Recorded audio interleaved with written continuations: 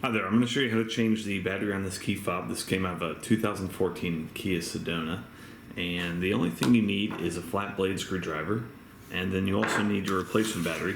This takes 12032 battery. You can get these on Amazon. They're very inexpensive, and there's a link below in the description that will take you right there. Okay, so let's get started. At the top of this is a little notch right here. So take your flat blade screwdriver and go ahead and just put it in there and work it around.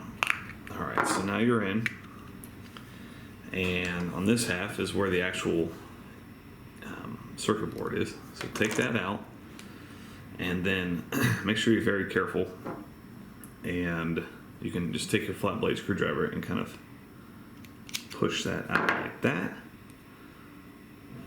I didn't push it enough.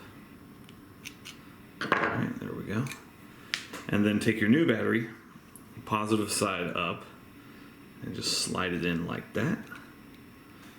Okay, now on this, the battery goes on the red end. Okay, that goes in there. That goes back there. Give it a good squeeze. And then you can test it by just pressing the buttons.